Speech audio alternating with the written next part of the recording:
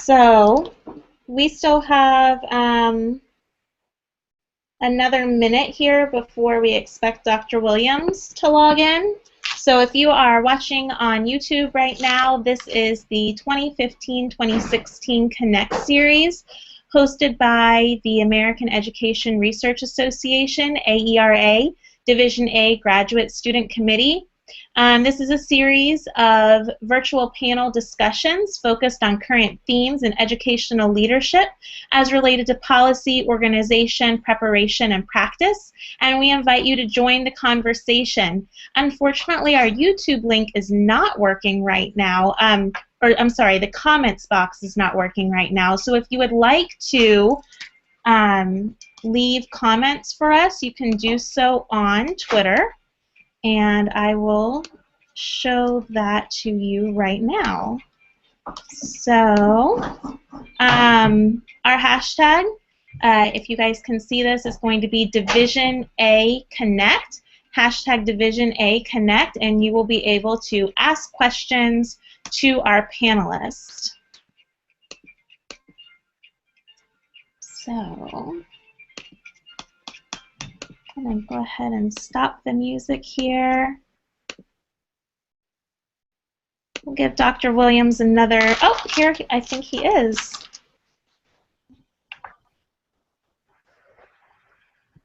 Dr. Williams, are you there? Hi, this is Darryl. Can you hear me? Hi. It's good to hear. There you are. We see you now. Hi, Dr. Williams. I'm Carrie Gettner. I am one of the graduate student committee members for the American Education Research Association Division A, which is our leadership division, graduate student committee. And now that we have everyone here, we can go ahead and get started. I'll go ahead and introduce our panelists and tell a little bit about our evening tonight. So our first panelist is Superintendent Jeff Eakins. He began his career as an elementary teacher in Columbus, Ohio, and he has been with Hillsborough County for over 25 years now. He was a teacher and administrator in Title I elementary schools before becoming the director of Title I and later federal programs. Recently, he was promoted to the deputy superintendent, and then just less than a year ago, I think now, he was promoted to superintendent of Hillsborough County. And we also have with us Dr. Darryl Williams. He's the chief officer for the Office of School Leadership with Houston Independent School District. He was also a regional superintendent for Achievement First, and before that, a principal for 6 years at an all-boys charter school. Is that correct, Dr. Williams? Yes. Okay, great. Well, thank you guys so much for joining us today. And we had a few guiding questions for you that we sent out before we met here today. The first one, our big theme that we're talking about tonight is reframing culture in large districts. So we know that in large schools as well as in large districts, sometimes it's difficult to keep positive culture up, to keep that just the rapport and the excitement of teaching and working in a large school district. So we'd like for each of you to talk about the current climate in your district and your plans to either enhance or sustain that climate over time. And we can start with Dr. Williams for this question.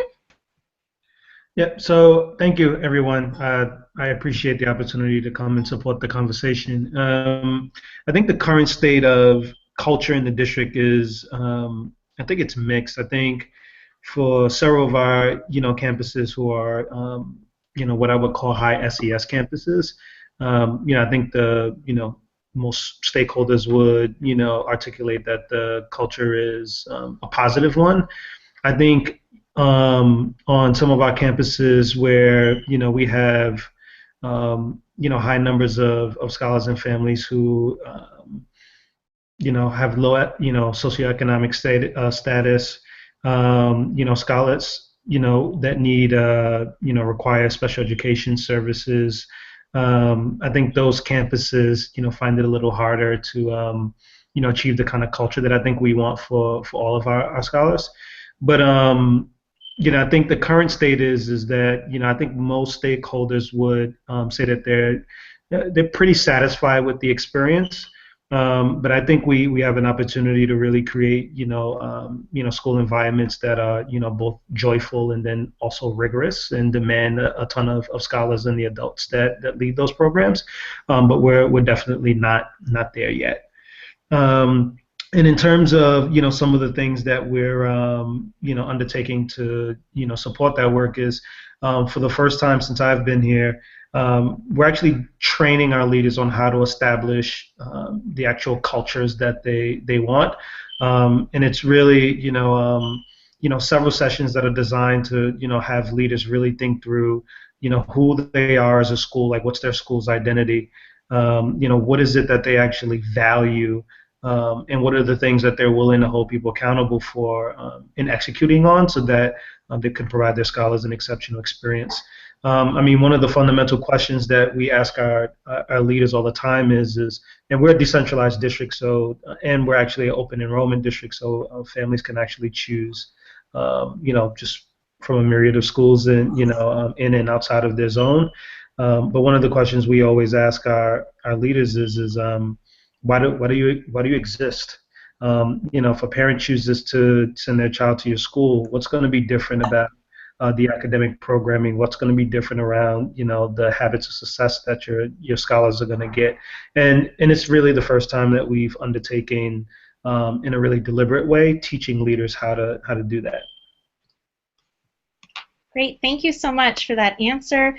Again, if you guys have questions for either of our panelists, the hashtag on Twitter is #DivisionAConnect, and we will now hear from Superintendent Eakins. And it looks like you're muted. Let me unmute you really quickly. Okay, we should be able to hear you now. So the current climate in Hillsborough County and plans to enhance or sustain that climate over time. Certainly, Carrie, I think right now you could describe our culture as in transition. I think one of the things that, and I'll kind of build on what Dr. Williams had talked about there in Houston, is one of the first things we have to establish across a large organization is everyone has to know, every employee, no matter if they're instructional or non-instructional, we all have to know why we exist in our roles. And that we only exist in our roles because, as Darryl just said, parents make a choice. And when they make that choice, we have to honor that choice. And we have to honor that choice by providing their children with a safe, caring environment, one that is high-quality education, one that has high expectations for them, and certainly one that the child feels is nurturing in that environment. And so some of the things that we've been doing here in Hillsborough County is establishing a common language around what great culture looks like across the entire organization.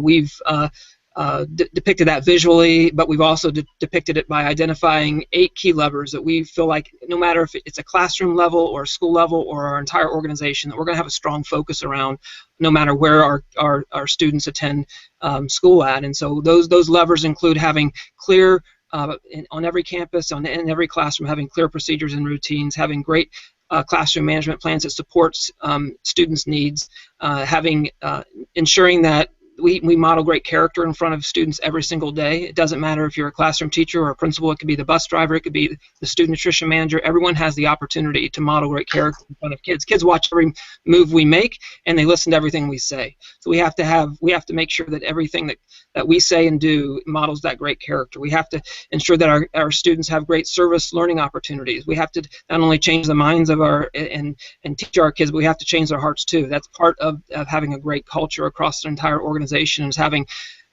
employees and having students that really engage in providing service to others.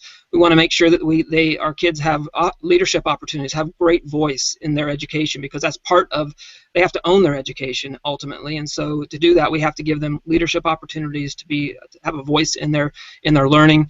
Another key lever is we have to help students know how to come conflict in their life, and they're gonna face challenges. They're gonna face that. But how do we, as educators in each one of our schools and each one of our classrooms, help kids get past those tough challenges that they face every day? And then finally, we've been having a strong focus around mentoring. Every student in our district is going to have an advocate. It could be someone internally, externally, a volunteer. It could be their teacher, it could be their principal, it could be their custodian. Someone's going to come along beside each child and really advocate for them. All this culture won't happen unless we have clarity around what it looks like. So that's what we try to establish in our district, a real clarity around what great culture looks like. And also it really starts with building great relationships with our students, ensuring that our students see every adult that interacts with them every single day as someone who cares about them and has their best interest in mind. So that's kind of where we're at right now, making those transitions, and we've seen great impacts already in our district as we've put these things in place. Just things around just student choices and overcoming challenges with discipline issues, and having more hours of instructional time now for kids because they're making better choices in their classroom. So we believe that clarity around a common language around what great culture looks like, feels like, that's what's made a big impact in our district. Thank you very much. I appreciate that. Coming back a little bit to what Dr. Williams said, he mentioned specific leadership training for school administrators. Superintendent Eakins, could you speak a little bit to that? Some of the leadership styles that you advocate for in Hillsborough County, and why you guys are moving in that direction, and then Dr. Williams will have you answer that same question as well. Sure will, Carrie. Definitely in Hillsborough County, we have a strong emphasis. We have our principal pipeline initiative that has really been working a lot on how all of our leaders in our district, and when they become the principal, that key CEO in the building, how they know how to foster great culture across the entire school. And so that's been woven into our principal pipeline training over the last several years for our key leaders in our district. But when we went to implement our school culture model this year, our organizational culture, we brought in all of our principals, our assistant principals, key leaders within the schools, and really gave them a full summer of training around, and gave them the opportunity to customize their implementation based off of the needs, specialized needs of their children in their schools. So not only have we been preparing them over the last several years in key areas of servant leadership, areas around building a strong school culture, but then we gave them the opportunity to build that as a team that really then went to the staffs at each one of those schools and has really gotten the ownership where it belongs. And that's what we have to, developing great culture is not a top-down type of a way to implement anything. You have to own great culture at every single one of your buildings, and that means you do have to have a clarity around what it looks like, but it's really the staff, the students, the community at those schools really buying into what that looks like and owning it. That's what's going to create the success at each one of our schools, and we're definitely seeing that. Great, thank you. Dr. Williams, and I'll go ahead and let our YouTube guest give a reminder here that it's #DivisionAConnect on Twitter to ask questions for our panelists. We have a couple coming in right now, but I'll let Dr. Williams answer that previous question about the leadership styles that you advocate for in Houston, and why those styles, and how you're getting that to your leaders in the district.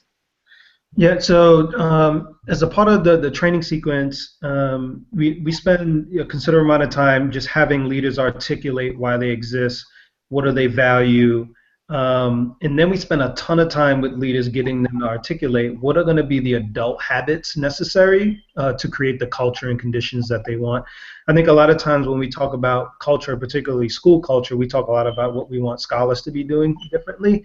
And we've made a concerted effort to really push our principals to name the adult habits and behaviors that are going to be necessary to really create the an exceptional experience for for our scholars. Just for an example, when we talk about adult culture in the school building, like when we ask principals, we say, how do you actually want your your staff members to interact with each other when they're dealing with challenges.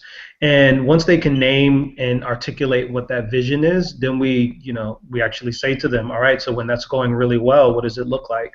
And if it's going really well, what did you actually do to get them there? And then we basically, put them in, what we call our, practice-based skill labs, where they actually get to, practice what it looks like when, you see two teachers who are actually engaging in a way that really promotes the kind of culture you want to create among adults. Like, how do you actually sustain and support that behavior? And we call that, having a mission-minded conversation. And in the same vein, when you see adults engaging in behavior that actually compromises or contradicts the culture you're trying to create, like, how do you have those mission-minded conversations so that they engage in the behaviors that you want?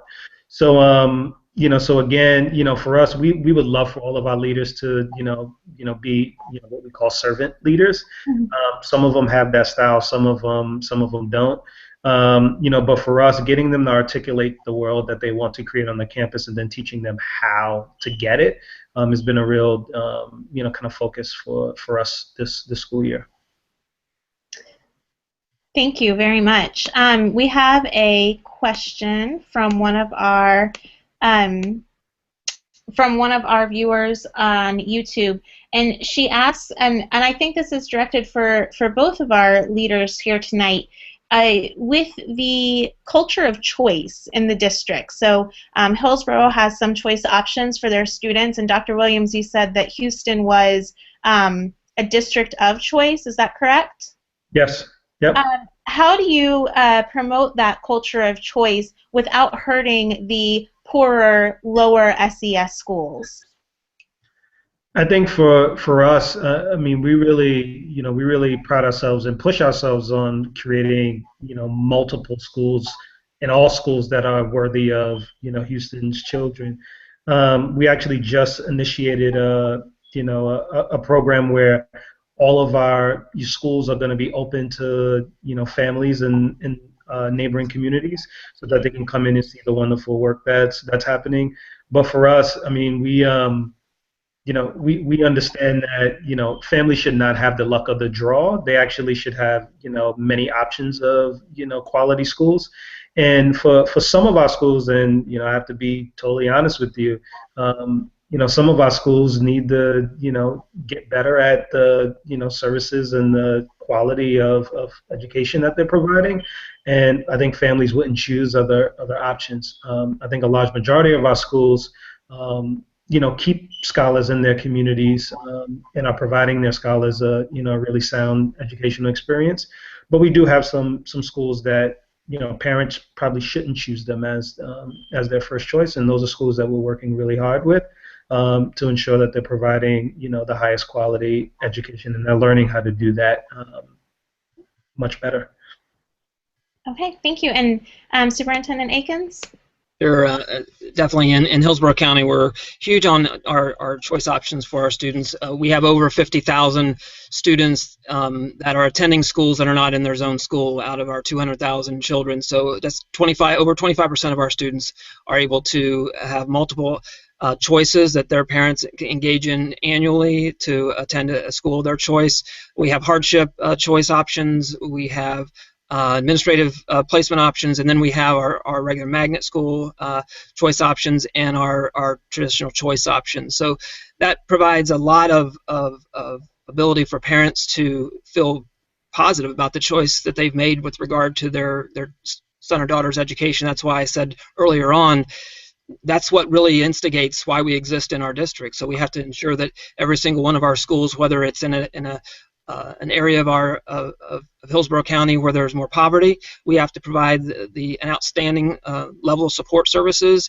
We're not decentralized here in Hillsborough, although we do provide a lot of autonomy with our leaders at our schools. We do feel like centrally we have that ability to direct services right to where schools need it the most, and that allows, I believe, our families and our students to be able to to have their needs met. So we utilize our funds very strategically in many of those places that we feel like the extra services should be needed. And so we have lots of parents that value their neighborhood schools and feel like that's the very best option for their child, and they know that they feel more involved and more connected in those neighborhood schools. But we also feel like we have all kinds of options out there based off students' interest, things that parents feel like might be a better situation for their child, and we want to make sure that those families get those types of choices in our district. Great. A follow-up question here from one of our viewers. Both of you talk a lot about the parents and community engagement, or just responding to the needs. You know, the why do we exist, and we're here to support the students and their parents, and they have the choice. So how are the communities serving the schools, and how are the schools serving the communities, and what does that do to the culture? Superintendent Eakins, we'll start with you. Sure. Well, that's a vital part of the success of any school is that the parents have to feel like the school is reaching out to them, and also the school has to feel like that they provided opportunities for the families in the community to be engaged. We also have to understand, in many of our families, they're working families, and it's very difficult. We have to kind of define very carefully, very clearly, you know, what does involvement mean? What does engagement mean? Certainly we have the ability for all of our parents to keep up on the education of their child, but sometimes that may look different. We have to know that not every parent is going to be able to come once a week to the campus to become involved in some sort of activity. That may not be possible because of their situation and their work situation. So we have to see and let them know how much we appreciate how they're sending to school. A student is prepared with their homework done, ready to learn, and value that part of what they're doing at home to provide that support to their child that's needed to have that student be successful. So we have to build and continue to always foster that relationship by recognizing in our parents and in our what they're doing to support the school, and then make sure that when parents are when we do have opportunities for parents to engage with their child's education on our campuses, that we do so in a manner that is not intimidating. It's a manner where they feel it's a comfortable environment for them to be there.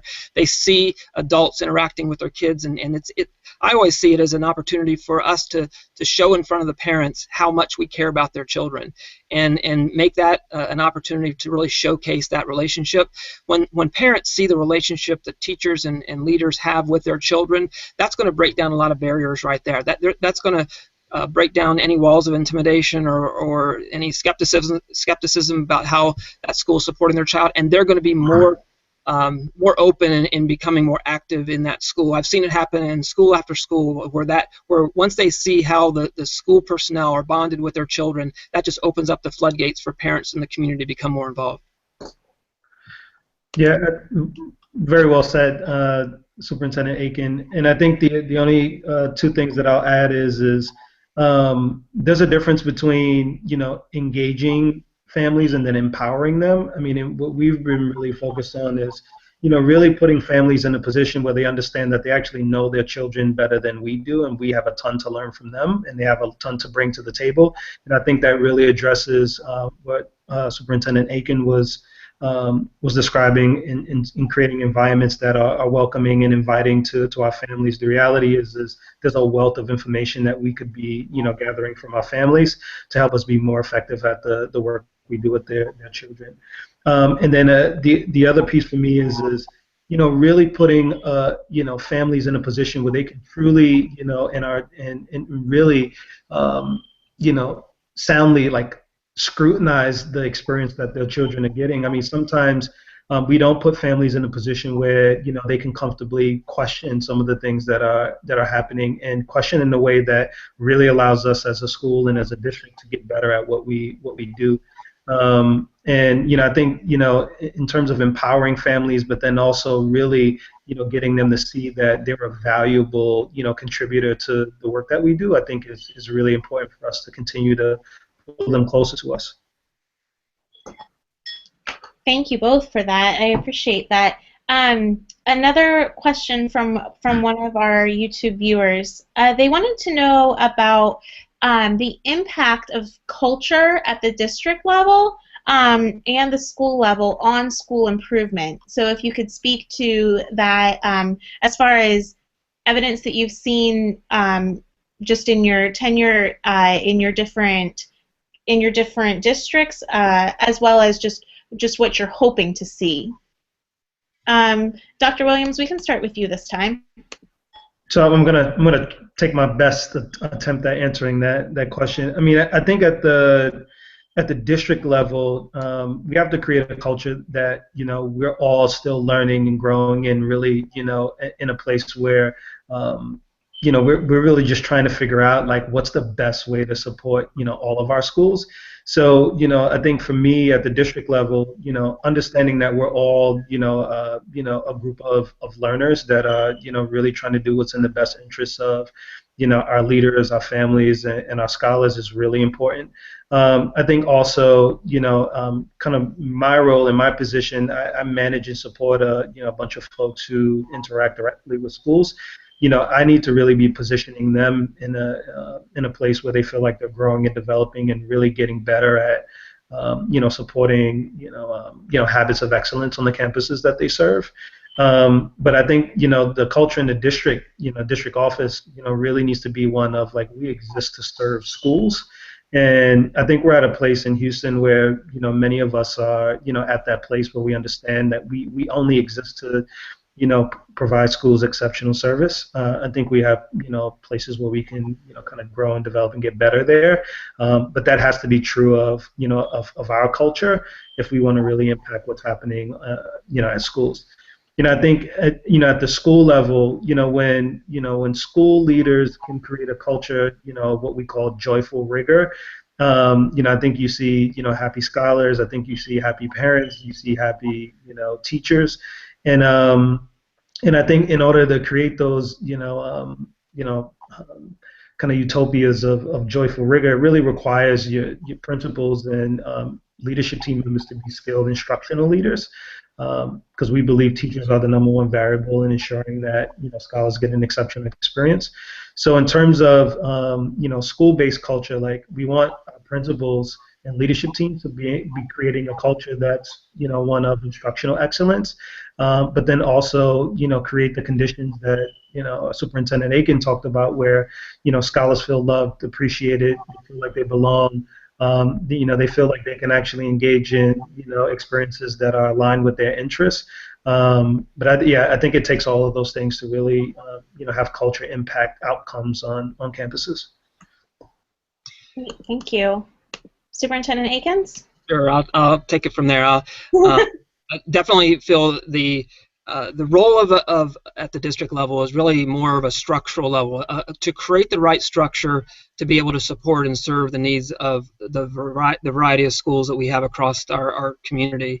So the first thing that we have to do is at the district level is understand that we have to, at the end of the day, the improvement on schools and the improvement for student achievement, the ownership has to be as close to the child as possible.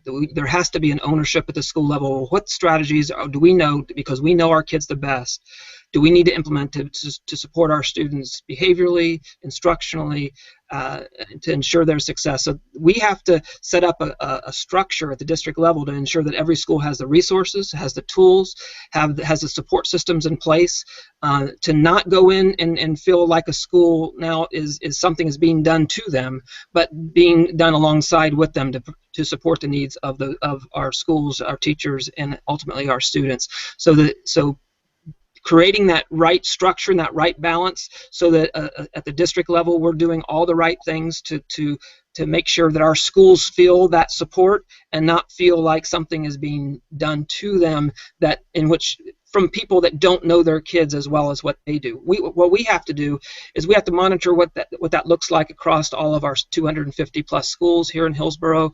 We have to make sure, yes, we have the right leaders in place that are going to direct and have that right culture of learning in every single school, have high expectations. Certainly we have positions in place that monitor our principals and their work around that and provide that support.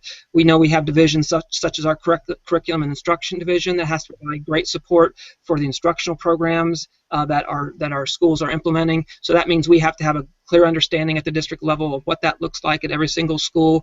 We have key positions that go into our schools from our area offices that provide great support in the instructional programs for those classrooms and teachers who need it the most. Certainly, we have embedded resources on those sites around the key instructional areas that in which kids need the help the most. So it's about aligning and bringing clarity to that structure, so that there's not a confusion around the support, but there's a clarity around how schools feel that they are being supported in creating great environments and great cultures to ensure students are going to be achieving at their highest level. That's what we have to be very cognizant of at the district level, is not to do that work for schools, but to know how to create the structure to support it. Right, and it sounds like what I'm hearing from both of you is that at the district level, that leadership looks like support to the schools in the ways that they need it. So specifically for Dr. Williams on this one, we have a question about joyful rigor. Can you talk to us about joyful rigor? Yeah, so we might take this, coin this term from you.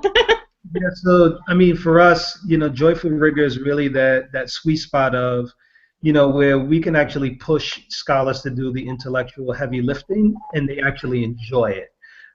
Really creating conditions where it's okay to make mistakes, where mistakes are really some of the best learning opportunities for us, and we actually embrace it and enjoy it, because we know that it actually helps us grow up and get better. So when you walk into a classroom and a scholar makes a mistake, and then the teacher quite skillfully pulls the class together and says, "Scholars, here's an opportunity for us to actually correct this this misunderstanding or misconception we have," and the scholars actually understand that that's a part of learning and they enjoy it. For us, that's a classroom that's really moving towards what we call really creating this condition we call joyful rigor. Great. Superintendent Eakins, do you see that happening in Hillsborough County? Well, I would love to have joyful rigor in all of our classrooms. That's for sure.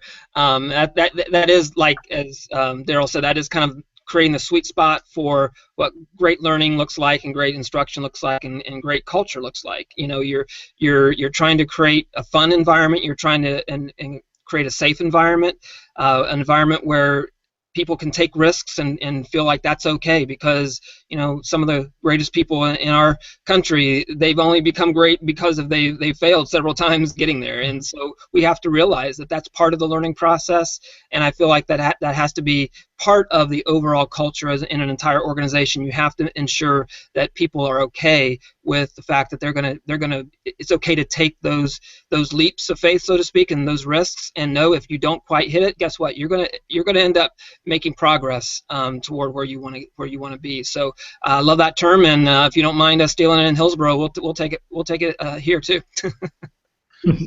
And speaking of taking risks, both of you are relatively new in your positions, and undoubtedly you have experienced some barriers in promoting district-wide and positive school culture. Can you speak to some of those barriers and how you have tried to move past them, and what you're still working on in those areas? Sure, I'll be glad to. I take that. I'll take that. Sure. I mean, I think definitely, when you talk about developing great school culture and you just use that terminology, 27,000 employees may have a different idea what that looks like. So I think that's part of the challenge of large organizations, is really bringing clarity around what great culture looks like, feels like across the organization.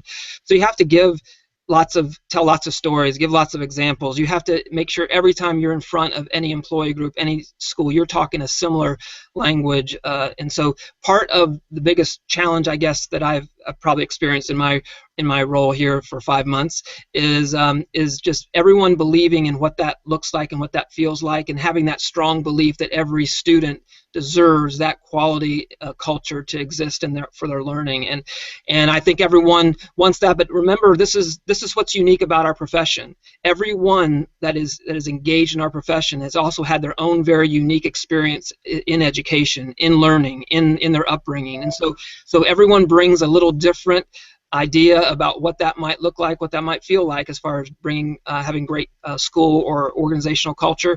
And so it's trying to build a framework around what that looks like, not a prescription, but a framework around what that looks like for all of our students to be successful and all of our staff to be successful. And so I would say one of my barriers has been just bringing clarity across the organization. I think also another issue has been around that belief, that going from that fixed mindset to that growth mindset. We've been talking a lot about that with our leaders in our district, because we can think of all kinds of reasons why something can't happen, but we have to focus on why we know it can happen and what we're going to do, what we're going to put in place to support our students and our employees to make sure that we do have great cultures where joyful rigor occurs in every classroom. Yeah, I think my biggest challenge has been, getting people to, like Superintendent Eakins said, believe that, all scholars actually can achieve at high levels. I think, one of the other challenges is getting people to be comfortable with engaging in practice as they're building skill. One of the reasons that, Dr. Gray asked me to come to Houston is he's actually heard about, the way in which I do adult learning. And, when I got there, it was really one of the first times that adults have been asked to actually practice what they're learning in authentic ways during training. And it's practice for adults is uncomfortable. And, I can't tell you how many adults get up and got to use the bathroom and got to make phone calls when it's time to engage in practice. And I think that that's one of the barriers that, I'm really delighted to say that I feel like we're overcoming now. I think adults are, and I'm talking about principals, I'm talking about school support officers, I'm talking about chief school officers, all individuals who, obviously, come with a wealth of knowledge and experience, but really, needing to come to terms with the fact that we all are growing and learning, and part of that journey is being able to practice and get feedback on our work. So in addition to what Superintendent Eakins said, that's what I would kind of add to some of the challenges that I've had. Thank you. I'm going to go ahead and repeat the hashtag for those of you who are listening on or watching on YouTube. If you join us in our conversation on Twitter at #DivisionAConnect, you can ask questions there, and we have one specifically for Superintendent Eakins right now. Someone asked, what do the levers student leadership and mentoring look like, and how will you offer these opportunities to students? That's a great question, because a lot of it with mentoring and student leadership across the pre-K to 12 environment may look very, very different.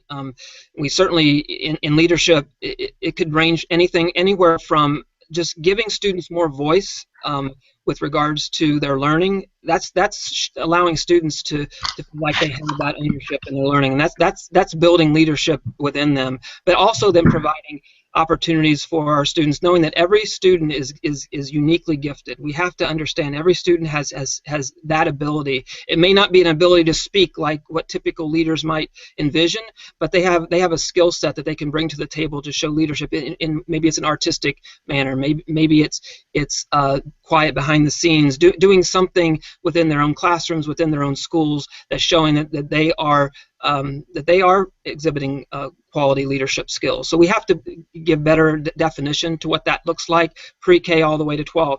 And I was an elementary school principal, so I know it's possible even down to the first and second and third grade levels in our schools for kids to get what that looks like and exhibit their leadership skills.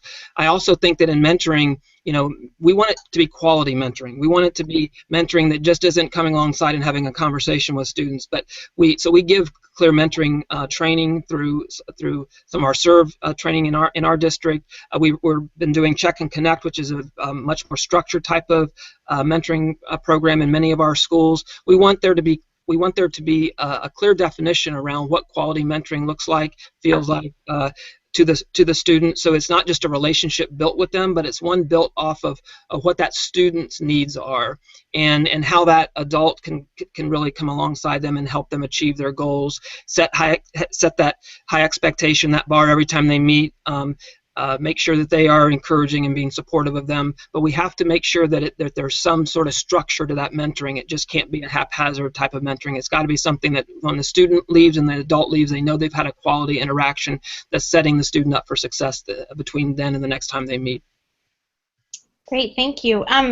It looks like we might have lost Dr. Williams. His video feed cut out, and then he was completely gone from our screen. So Superintendent Eakins, if you don't mind, we'll just continue talking with you a little bit.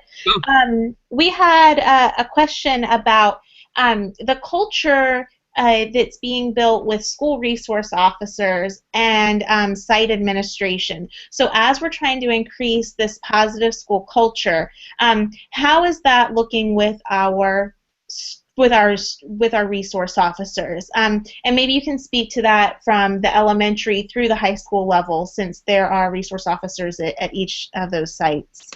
Sure. I mean, they play a vital role in the overall safety of our campuses, but they're there to develop relationships with students just like anybody else, to ensure that students feel safe within their environment. And then part of doing that is students and families have to see how the school resource officer is connected into the community right there within the school. It's not someone that is there as a disciplinarian. One of the things we've been very clear about in our district is the separation between administration and our school resource officers. They get engaged around law enforcement issues, and many of those issues are not even happening on our campus, but are happening perhaps in their neighborhoods. They have to ensure that they're knowing what's going on around the community. But within the school environment, they do provide a protective layer, but they do provide that additional person on our campus that we feel like is a great relationship builder with kids. They do part of the mentoring programs at our schools. They become part of that culture. That's got to be part of how our students see law enforcement in our schools. And like I said, they do offer a tremendous service of protecting our students and our employees, if anything were to arise. But we have to clearly delineate the lines of and draw the lines where they get involved. If there's an issue in a classroom of a student misbehaving, there should not be the school resource officer going down to the classroom. That's an administrative issue, so you have to draw the line very clear. And if there is something that is happening that we do need to bring in law enforcement, it has to be clearly articulated what their role is when they engage in that particular incident.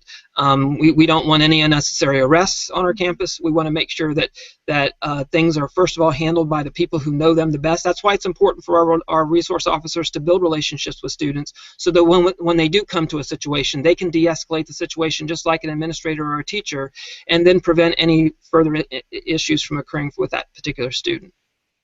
Thank you. I think that definitely answers the question. Absolutely.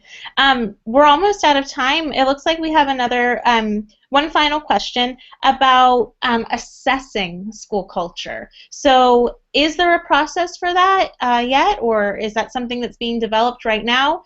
And can you just speak to that a little bit? Well, certainly in Hillsborough, we do several different kinds of surveys that will definitely get at some of that. We do our parent surveys, our student surveys, our employee satisfaction surveys. We do our what we call our telesurveys that provides a lot of input to our school administrators around the issues, and some of those questions speak directly to school culture.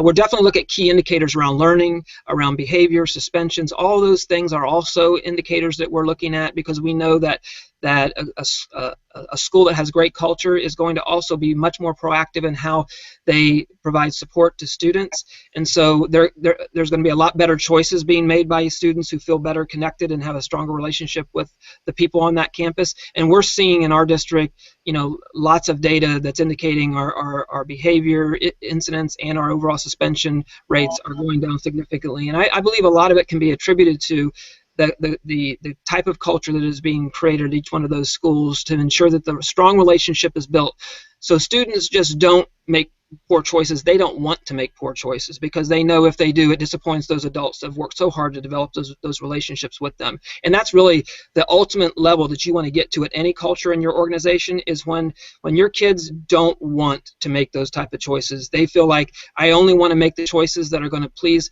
the people that obviously have shown that they care about me and they care about my education, they care about me as a person. That's where we ultimately want to get to in our district and in every classroom in our district. When we get to that place, we know that we will have reached the pinnacle of school culture. Thank you. Dr. Williams, good to have you back. We were just talking about assessing school culture, and what tools do you have available to do that, or what tools are being developed if you don't have some already? Yeah, so as a part of our training, we help principals and their leadership teams build what we call school culture rubrics. So, we allow them an opportunity to kind of name and really, craft, like, what are the, key adult and scholar habits that they, they want to hold people accountable for executing on. And then we use the school culture rubric really as a tool to, support the leadership teams and skill building. But then also, when we go to campuses and support them, we use the rubric as a way for them to do a quick self-assessment of where they think they are. And then our goal really is to, help either confirm or kind of deny where they think they are, and then help them think through, if they're approaching proficiency on, key habits of rituals and traditions, for instance, on their campus.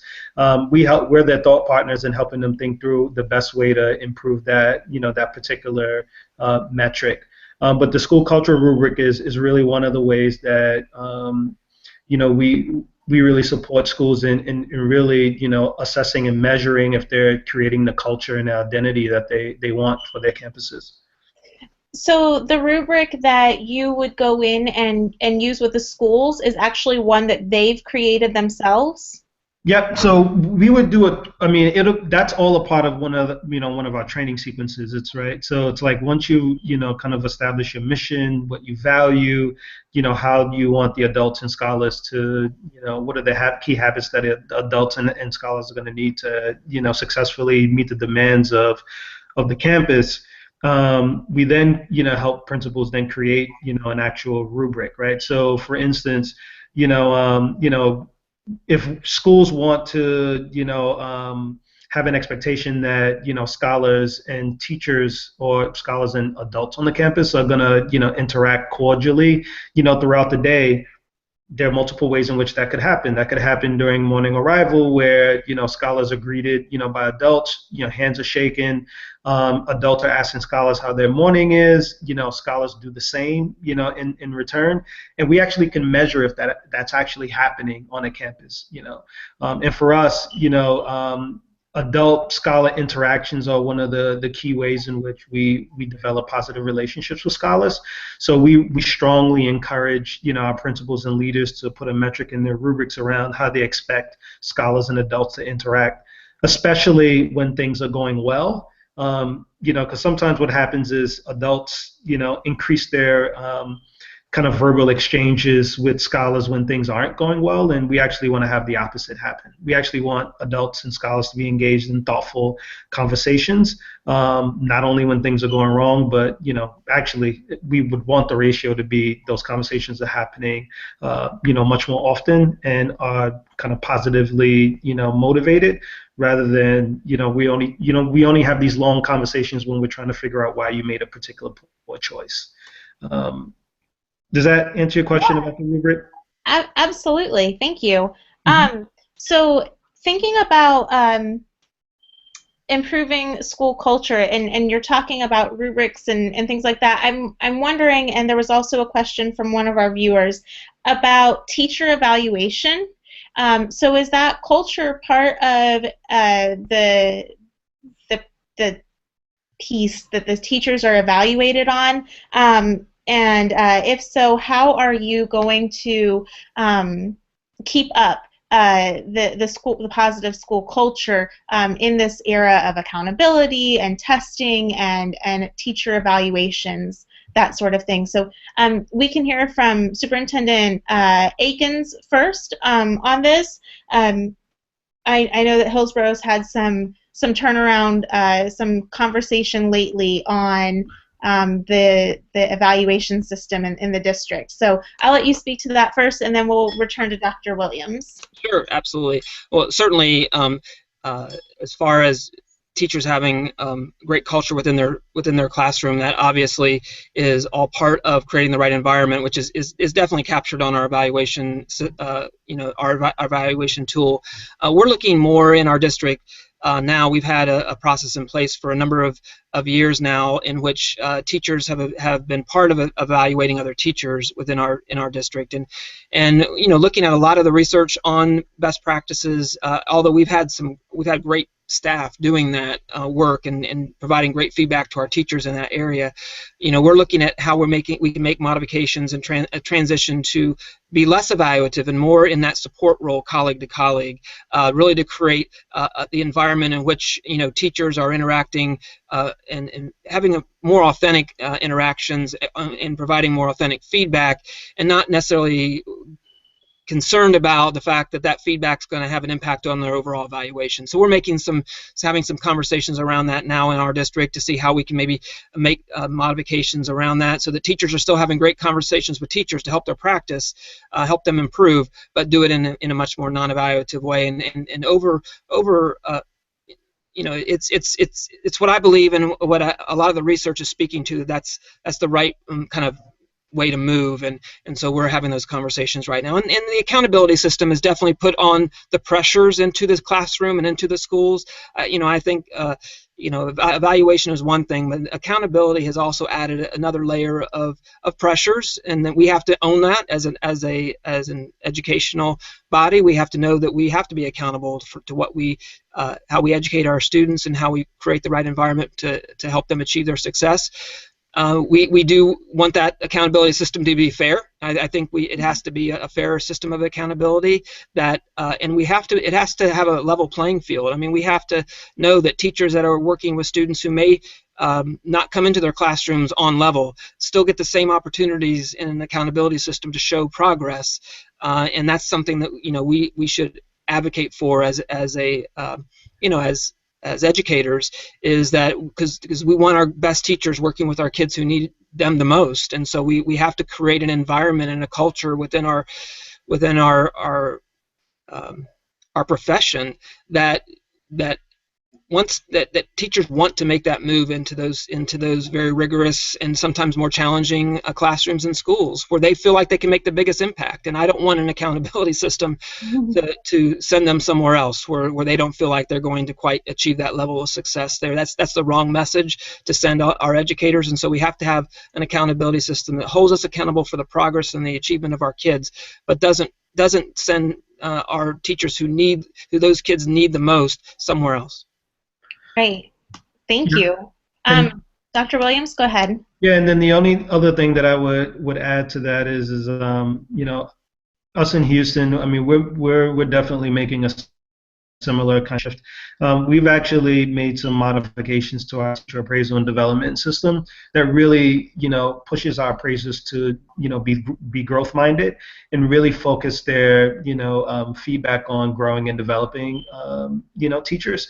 So for the first time, we actually have created a feedback and development tool that actually tracks the quality and quantity of feedback that appraisers are giving teachers. And lo and behold, one of the indicators that's gotten a lot of attention is classroom management, creating an environment conducive to learning. And what we actually found is there's a ton of room for our appraisers to grow in the actual quality of the feedback that they're giving teachers in that particular area. And I think we're at a pretty exciting time in that I think we're starting to own the fact that we got to just do a really a better job at coaching and growing our appraisers so that they're actually giving quality feedback to our teachers so that they can grow and develop. And one of the other things that we've modified in the informal walkthrough tool that we use for coaching and feedback is we don't assign ratings to teachers when those happen. So, teachers can really view that experience as, one that's truly designed to help them grow and develop and get incrementally better at what we're asking them to do. But there's a ton of work to be done in helping our appraisers and even our district leaders really, teach folks how to create the culture that they want for their campuses. And it's going to be hard work, but we're excited about really pushing our district there. Great. Thank you both. I want to open it up now to just some closing remarks from both of you. I feel like we've had a lot of good conversation tonight and some great questions from our YouTube viewers. We talked about what the current climate in each school district was like, and that Superintendent Eakins talked about it being a transition time, and Dr. Williams talked about this very mixed culture where most people would say that it's happy and joyful, but definitely in those lower SES schools that there's some mixed feelings about culture there. We talked about leadership styles and servant leadership, that it has to come from the school and it can't be top-down authoritative as to the styles that the teachers are going to use the site leaders will use in building that school culture. We talked about some difficult barriers that both of you have experienced in your short time in your current roles, and we appreciate you guys opening up about that. A lot about school choice. We learned tonight that over 25% of Hillsborough students are at schools by choice, and from Dr. Williams we heard that Houston is a choice district. So there's a lot of focusing on the family and how we are there as educators to serve them. And there was talk about how the district office is there to serve the schools. So I want to go ahead and give you guys, and we can't forget about joyful rigor, right? We learned a new term that everybody will be implementing soon. So we talked about that. It's that enjoying the intellectual heavy lifting, and that learning comes from those mistakes. And both of our panelists talked about that tonight. So I want to open it up. Dr. Williams, we'll start with you. Just some closing remarks, words of wisdom for the new practitioners that are watching, and for our graduate students that are hoping to get into leadership soon. What would you like to tell us? I think Superintendent Eakins spoke a little bit about this earlier, but when families come to a school and they choose a district, I mean, we inherently are making a promise that those families are going to get an exceptional experience. And there's no governing, law that says we have to think and behave that way, but we should. I mean, we should understand that anytime a scholar walks through our doors, we've inherently made a promise to families. And I would encourage any new, practitioners to, when you're when you're in a role where you can either impact or inform or shape the experience that scholars are getting in a school setting. Most scholars get one opportunity at a great education, and we have to make sure that we create the conditions that allow that to happen. One of the ways that we do that is being very deliberate and thoughtful around the culture and climate that we want to create for them. And in many cases, we have to be relentless in holding the adults and all stakeholders accountable for, creating the conditions and really behaving in a way that allow us to create, exceptional learning environments for children. So. Thank you. Superintendent Eakins? Well, Carrie, first of all, I want to thank you for having Dr. Williams and I on tonight, and to just share. I mean, that's part of our roles as leaders is to share with other leaders, and so it's been a privilege just to come and speak to those who are listening out there. And what my final words would be, first of all, the key to everything that we've talked about tonight really is great leadership, and ensuring that everyone that moves into those roles as being a leader of a school or a district or wherever you're a leader at, just the amazing opportunity and privilege you have to do that. And when you move into those roles, it's absolutely an honor to be able to shape that culture and create that climate in which every single one of our students and our stakeholders are going to be successful. I think the key to anything that is to know your students. I mean, that when you walk into a building and you see great things happening with kids, it's because the adults on that campus know the kids. They truly know them. They understand their strengths, their challenges. They have positive relationships with them. That's the fundamental foundation. That's the foundation of what everything else is built on. Just the basics of knowing your kids. And now we will provide, and we will give all the tools and resources and training to ensure that every single one of our adults are equipped with what's needed to help every single one of those students be successful. So when you're the leader in an environment where you see students thrive and you see the employees thrive, because it is really all about serving kids, you know you've kind of reached that point in leadership where you know you're in your sweet spot. And so that's what I desire for everyone out there that's moving into that role, that you eventually get to that point where you see the impact. And it's not that you've been directive. It's because you've built a framework, and you've been more of a shepherd around how you get people to want to buy, to really own being a great leader, being a great teacher, being a great student. That's where you ultimately want to get everyone to be. So I just encourage anyone that's out there tonight that as you're moving into these roles, just know what a wonderful privilege it is and honor it is to be a leader at any one of our schools across this nation.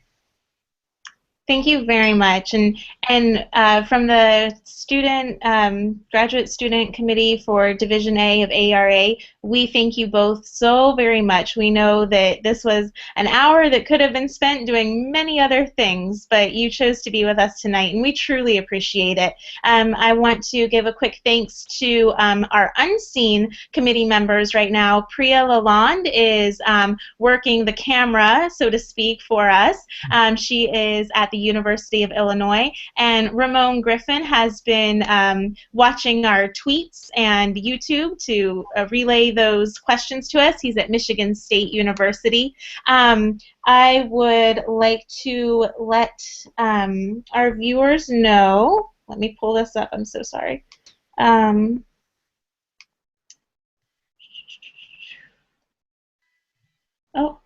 okay. Yep, it's on me. Okay, hold on. Let's see. Okay, Division A has two fantastic opportunities coming up for the AERA annual meeting. One is the Dialogic Forum, and the other is the Foster Polite Scholarship. To learn more, visit our Facebook page, Division A Graduate Students, or our Twitter feed, Division A GSC. Our next Connect series will be in January, and we'll look at leadership in transnational communities with students and immigrant first-generation and refugee students and families. So spread the word and join us in our next Connect series.